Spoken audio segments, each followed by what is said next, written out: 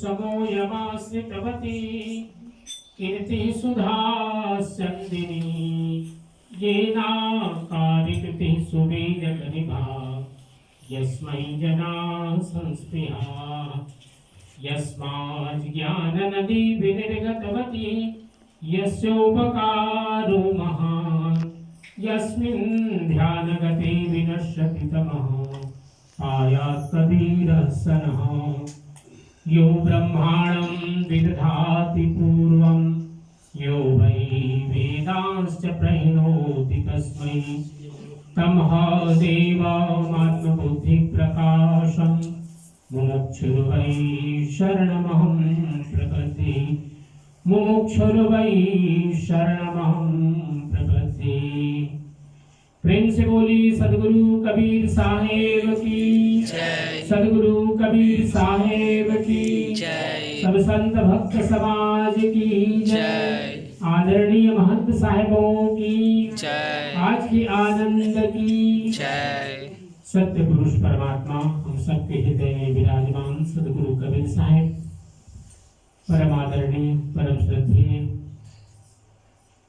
आचार्य doctor महंत श्री श्यामदास जी साहेब जो बोधगया कबीर मंदिर के वर्तमान महंत साहेब हैं। पिछले 2 माह पूर्व यहाँ भी आपका आगमन हुआ। आप सब लोगों ने बड़ी श्रद्धा भक्ति के साथ साहेब जी का स्वागत किया। परम आदरणीय महंत श्री अमर साहेब जी ब्रजमोहन, परम आदरणीय महंत श्री पूर्ण साहेब सुबह, परम आदरणीय परम श्रद्धेय सभी भक्त हंसजन देवियों सज्जनों, परम पावन अवसर श्री कबीर काउंसिल गुरुद्वारा धाम में आज कुमार मास की पूर्णिमा और दिन में व्रत सूर्यास्त के बाद यह 7वीं ज्ञान यज्ञ चौकार दी। हम सब लोगों के बीच में आदरणीय महंत साहब पधारे हैं।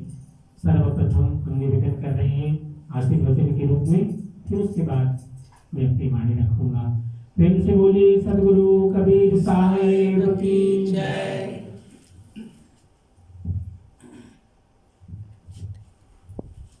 बोलो सदगुरु कबीर साहेब की जय। काशी लहतारा धाम की जय। कबीर मंदिर लाका देन की जय। सभी भक्त हंसजनों की जय। बंदगी साहेब बंदगी।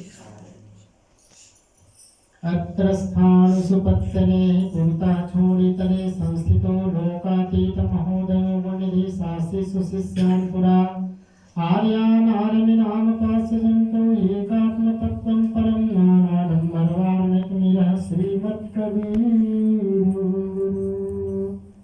सर्वे भवन्तु सुखिनः सर्वे सन्तु निरामयाः सर्वे भद्राणि पश्यन्तु मा कश्चित् दुःखभाग् भवेत्। विश्वव्यापी सदगुरु कबीर साहेब मेरे हृदय मंदिर के आराध्य देव पूज्य गुरुदेव संत श्री हजूर साहिब के पावन चरण कमल में पहला बंदगी गादी पर विराजमान सदगुरु स्वरूप त्याग वैराग्य तपोनिष्ठ परम विद्वान परम श्रद्धेय आचार्य महंत श्री सवार सर्वेश्वर साहेब जी, परम सम्माननीय महंत श्री सवार अमरदास जी साहेब, परम सम्माननीय महंत श्री सवार पूरनदास जी साहेब, कबीर मंदिर कबीर काउंसिल के प्रति अनन्य श्रद्धा रखने वाले आप सभी भक्त परिवार, भक्तिमती चंपा बहन, सुदक्षिणा बहन, रष्टि बहन, श्री रघुवर जी, आप सभी भक्त परिवार, भानवी बहन, मुकुंद बनी भाई, आज के जो मुख्य जजमान है लालू परिवार, ठीक बोला, करुणा बहन, आप सभी परिवार, प्रेम भक्तवर जी, बड़े भाव और श्रद्धा के साथ आपने सात्विक यज्ञ आनंद आरती के मुख्य जजमान बने। आज सभी जगह पूजा है, और कबीर मंदिर बुंदेल बागवा में भी चौका आरती संपन्न हुआ। सुबह में ही चंपा बहन ने फोन किया मुझे कि साहेब आज पूजा है और आपको आना चाहिए। चंपा बहन मेरी माँ समान है, उनके बाद को मैं काट नहीं सकता। मैं कहा कि नहीं, मैं जरूर आऊँगा, बशर्ते टाइम का अलग अलग होना चाहिए। कहा साहेब हमारे यहाँ रात में होता है, 7 बजे शुरू होगा। मैं कहा हमारे यहाँ 6:30 पौने 7 बजे तक पूरा फिनिश हो जाता है। हम कहें कि जरूर आएंगे। प्यारे सज्जनों, जीवन में भक्ति, उपासना, सेवा, सत्संग, प्रेम, श्रद्धा, ये हमारे जीवन की पूंजी है। अगर ये न रहा तो हमारा जीवन उसी तरह से है जैसे जिंदगी एक अभिलाषा है, अपने आप में परिभाषा है। संवर गई तो जिंदगी है, नहीं तो ये तमाशा है। जैसे ये खेल दिखाने वाला होता है डमरू पे, जो भिखारी होता है एक दर होकर खाते रहता है, उतना ही जीवन उसको मिलता है और उतना ही जीवन हमको मिलता है। लेकिन जिसने अपने जीवन को अच्छा बनाया, सरल बनाया, सहज बनाया, तो उसी का जीवन वास्तव में जीवन है।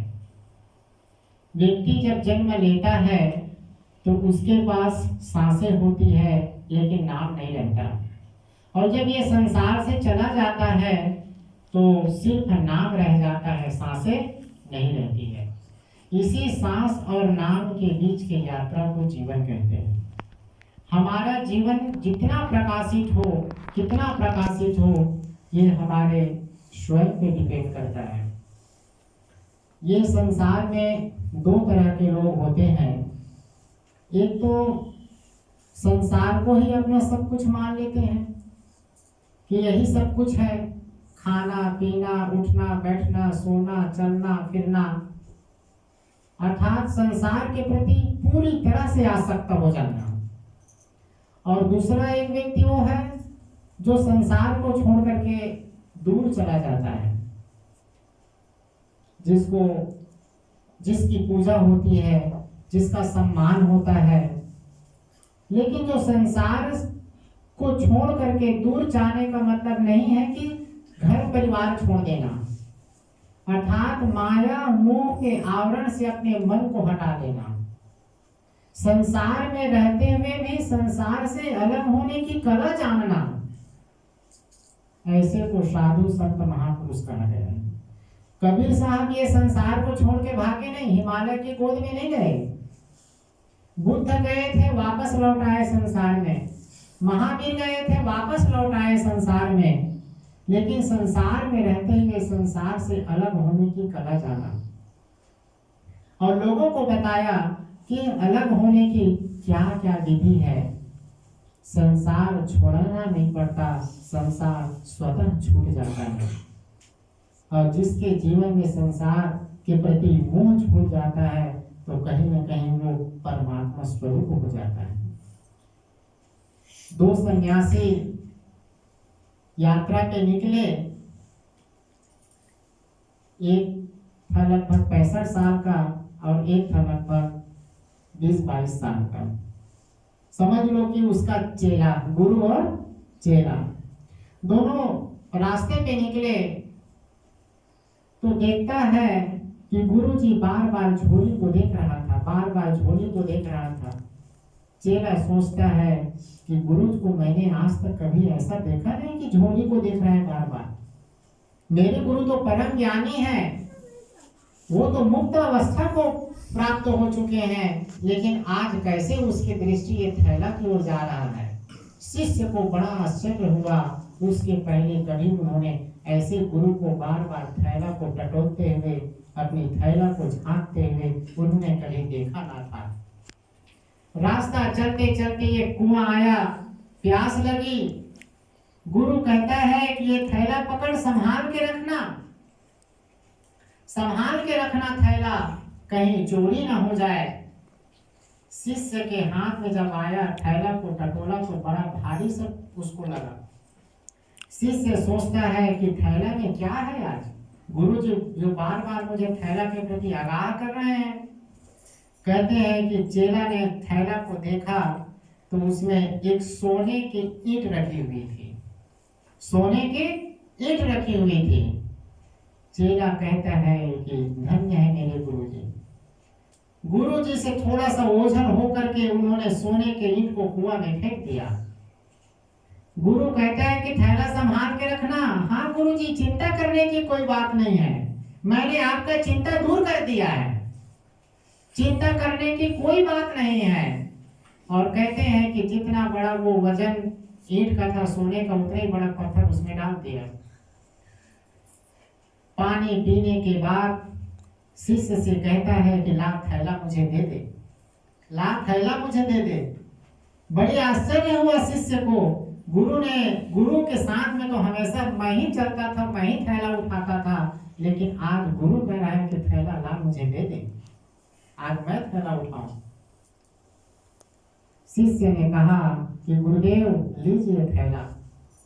और कहते हैं कि 2 मील जब आगे चले गए, गुरु कहता है कि दूर दूर तक कोई गांव नहीं दिख रहा है रात्रि विश्राम करने के लिए।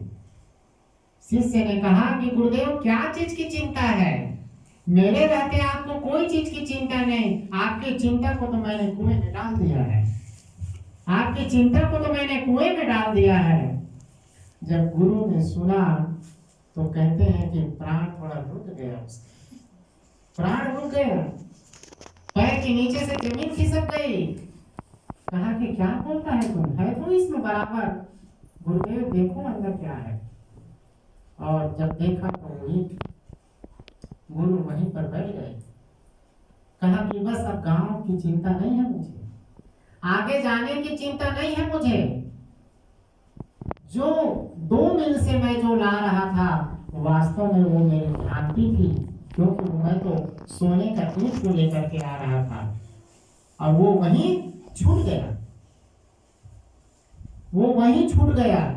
सदगुरु कबीर साहब कहते हैं कि चाह गई चिंता मेरी, मनवा बेपरवाह, और जिसको कछु न चाहिए सो साहब पैसा। गुरु तो बोध स्वरूप हो गया, बोध हो गया। जब तक व्यक्ति में भ्रम रहता है तब तक अमावस की रात होती है उसके जीवन में, और जिस दिन उसको बोध हो जाता है छोड़ना नहीं पड़ता, छूट जाता है। महावीर ने कपड़ा नहीं छोड़ा था, छूट गया। बुद्ध ने घर नहीं छोड़ा था, छूट गया घर उसका। ये है बोध की दशा। इसीलिए बोध को पूर्णिमा का प्रकाश कहा गया, एक जागृत अवस्था कहा गया है, और भ्रांति को अमावस की रात कहा गया है। कितनों भी जब तक जीवन में अगर भजन भक्ति साधना सुमरन नहीं है तब तक हमारे जीवन में भ्रांति की दशा बनी रहती है। और जिस दिन ये भ्रांति हट जाता है छोड़ना नहीं पड़ता, छूट जाता है इस जगत से और अपने आप को मुक्त स्वरूप हो जाता है। संसार में जितने भी दिखने वाली चीजें हैं आप छोड़ सकते हो, घर परिवार दुकान मकान रुपया धन दौलत सब छोड़ सकता है, लेकिन जो नहीं दिखने वाली चीज है वो जल्दी छूटती नहीं है। और जो नहीं दिखने वाली चीज है अगर वो छूट गया तो फिर ये जितने भी दिखाई देने वाला है उसमें रहते हुए उससे वो व्यक्ति अलग हो जाता है। तो ये कला ये गुण हमारे जीवन में सत्संग से मिलता है, महापुरुषों के संगति से मिलता है, क्योंकि ये हमारे जीवन की कुंजी है जो बंद दरवाजे को खोल देती है। आज आप सभी के साथ अपने आप को पा करके मुझे बहुत खुशी हो रही है और बहुत बहुत धन्यवाद। चप्पा में है करुणा में है इनकी पूजा में आज हम शामिल हुए, और हमने तो महंत साहब को भी कहा कि आप संडे होता है आप जरूर आइए, वहाँ सत्संग होता है, काफी लोग आते हैं वहाँ सत्संग में, और कोई भी पूजा होगा तो भी आपको मैं आमंत्रित करूँगा ताकि ये जो डिस्टेंस है वो ना रहे, आना जाना सब बराबर है, सभी साहित्य के प्रचार प्रसार कर रहे हैं। और हमको हमारे जो सुरेश भाई प्रधान जी हैं, उन्होंने कहा कि साहेब आप अपने तरीके से जीवन जिए और साहेब का वाणी वचन का प्रचार प्रसार करिए। तो हम तो सब जगह जाते हैं, सब जगह आते हैं। परसों मुदालबिया गए थे, वहाँ कार्यक्रम था, वहाँ आमंत्रित किया। देखिए आज सौभाग्य था, आज आप सबके बीच में मैं अपने आप को पा करके बड़ा धन्य हूँ। बोलो सदगुरु कबीर साहेब की जय। भक्त परिवार की जय। भक्त परिवार की जय। आचार्य महान श्री सर्वेश्वर साहेब की जय। सभी महान साहबों की जय। आज के मुख्य जजमान लालू परिवार की जय। बंदगी साहेब, साहेब बंदगी साहेब।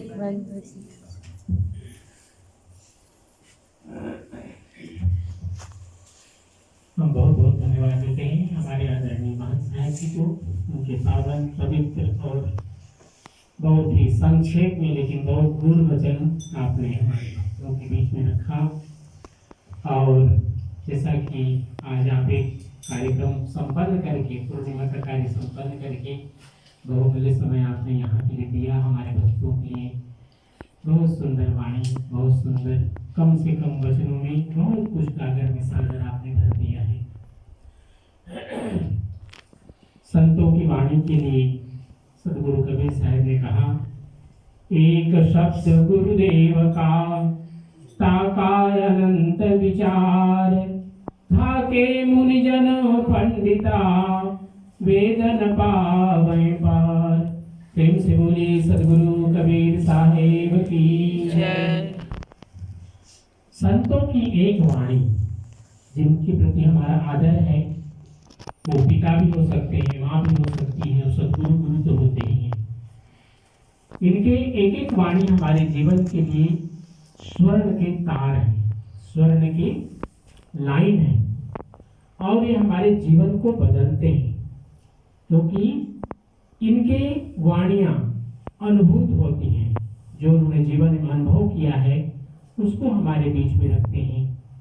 एक है पढ़ी हुई वाणी। हमारे पंथी हजरत उदित राम साहब कहते थे, जब उनके कार्यक्रम होते थे वहाँ जयंती में, तो आपने नाम सुना होगा रामचंद्र शुक्ल जी का, डॉक्टर हजारी प्रसाद द्विवेदी।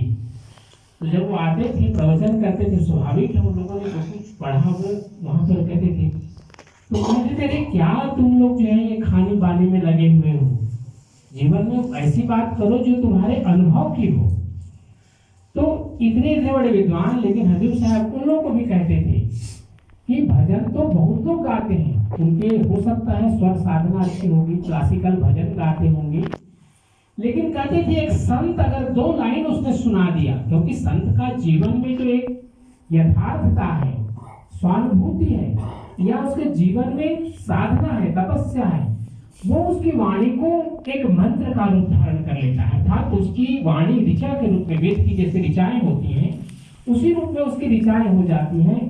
इसलिए संतों की वाणी चाहे भजन के रूप में हो, प्रवचन के रूप में हो, और अगर ये दोनों भी ना हो, अगर आप देख लें एक संत बैठता कैसे है, एक संत देखता कैसा है, एक संत बोलते कैसे हैं, उनके प्रत्येक कर्म अपने आप में एक प्रवचन बन जाता है। उनको अलग से प्रवचन की आवश्यकता नहीं होती। यही महापुरुषों की सबसे बड़ी विशेषता है। सदगुरु कबीर साहब ने बहुत सुंदर वाणी कही, 2-4 शब्द, क्योंकि साहब ने बहुत सुंदर आज प्रवचन सुनाया है, हम ज्यादा समय नहीं लेंगे। जहिया जन्म मुक्ता हता तहिया हता न कोई, छठी तिहारी हो जगह तू कहाँ चला बिगोई। प्रेम से बोली सदगुरु कबीर साहेब की जय। सदगुरु कबीर साहब की वाणियाँ, जिसमें हम 3 प्रमुख ग्रंथों को जानते हैं, बीजक, साखी ग्रंथ और शब्दावली। ये साखी बीजक से जहिया जन्म मुक्ता हता, हम सब लोग सतलोक के वासी, हम लोग का जो मुख्य धाम है, मुख्य गृह है, मुख्य लोक है, वो है सत्यलोक। यद्यपि लोगों ने अनेक अनेक नाम रखा, वैकुंठ, स्वर्ग, शिवलोक, गणेश लोक, जितने भी देवी देवता हैं उनके नाम से लोग, लेकिन वास्तव में सत्यलोक सदगुरु कबीर साहब ने क्यों कहा? क्योंकि सत्यलोक संस्कृत की एक व्याख्या है, त्रिकाला बाधित्वम सत्यत्वम, जो तीनों काल में जिसका परिवर्तन नहीं होता, पास्ट, प्रेजेंट एंड फ्यूचर, तीनों में जो एक स्थिति रहती है उसका नाम है सत्य। और इसीलिए साहब ने कहा कि जो एक बार सत्यलोक को प्राप्त कर लिया उसको पुनरपि जननम पुनरपि मरणम, पुनः उसको संसार में आने की आवश्यकता नहीं, क्योंकि उस सत्यलोक को प्राप्त हो गया। और हम लोग आए भी वहीं से हैं, सत्यलोक से ही उस परमात्मा ने हम सब लोगों को भेजा, और प्रथम रूप से सब लोगों को मनुष्य के रूप में ही भेजा। सत्यलोक से जितने भी जीव आए हैं मनुष्य के रूप में आए हैं, लेकिन मनुष्य के रूप में आकर के ये जो संसार है, यद्यपि संसार को शंकराचार्य जी के द्वारा अगर हम देखते हैं तो कहते हैं ब्रह्म सत्यम जगन मिथ्या। इस संसार को उन्होंने मिथ्या कहा, पांच तत्व का पूरा संसार की रचना हुई है और इसको उन्होंने मिथ्या कहा। लेकिन मिथ्या के साथ साथ परिवर्तनशील भी कहा, क्योंकि संसार के प्रत्येक वस्तु में परिवर्तनशीलता ये गुण है, और इस गुण के कारण ही संसरति इति संसारा, संसार की जो व्याख्या संस्कृत में दी गई, संसरति अर्थात जो बराबर बदलता हो उसका नाम है संसार। संसार में आने के बाद परमात्मा ने हमें क्या दिया? मन दिया, बुद्धि दिया, विवेक दिया। इन तीनों के माध्यम से हम अपने पंच ज्ञानेंद्रियां और पंच कर्मेंद्रियों का उपयोग करते हैं।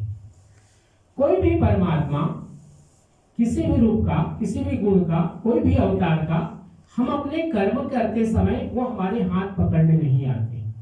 हम कर्म करने में स्वतंत्र होते हैं, चाहे शुभ कर्म करें अशुभ कर्म करें। और यही कर्म का जो बंधन है, प्रतिफल है, वो हमें या तो पुनः मुक्ति के मार्ग में ले जाता है, सत्यलोक को पहुंचाता है, या फिर हम संसार में पुनः पुनः आते हैं, 84 लाख योनियों की यात्रा करते हैं।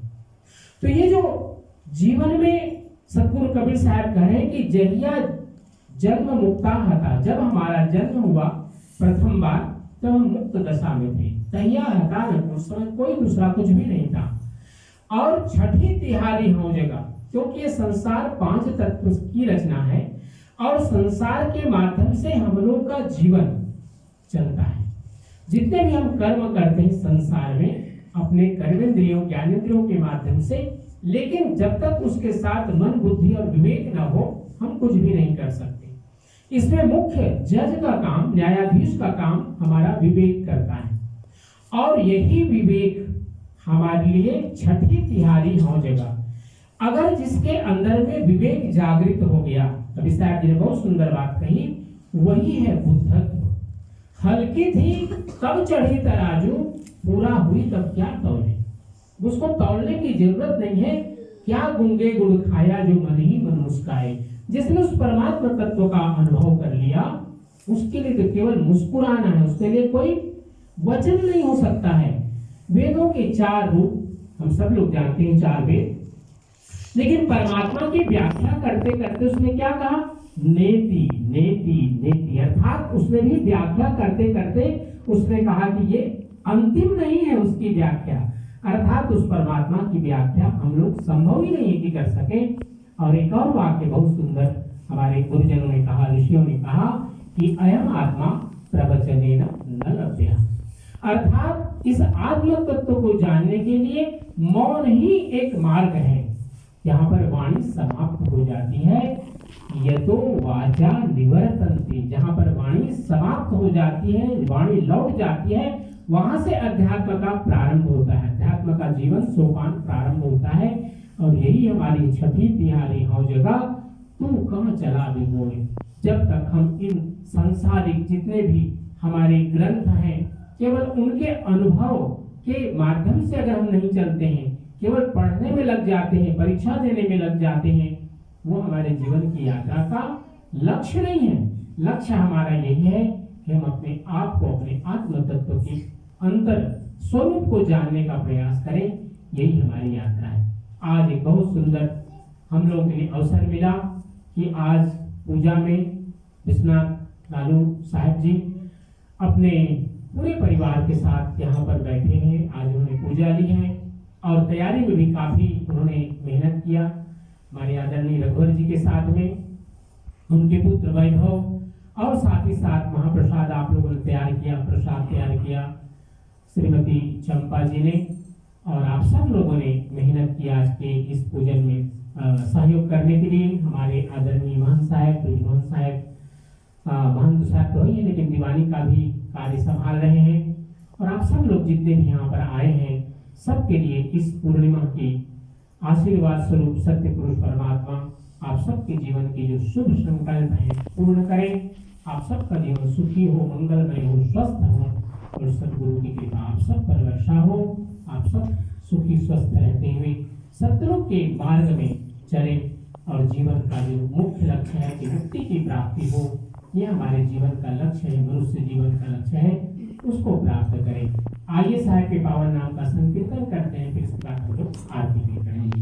सब लोग मिलकर गाएंगे सत्यनाम सत्यनाम सत्यनाम बोल, जय करुणामय सत्यनाम बोल, सत्यनाम सत्यनाम सत्यनाम बोल, जय करुणामय सत्यनाम बोल, सत्यनाम सत्यनाम सत्यनाम बोल, जय करुणामय सत्यनाम बोल, सत्यनाम सत्यनाम सत्यनाम बोल, जय करुणामय सत्यनाम बोल, सत्यनाम सत्यनाम सत्यनाम बोल,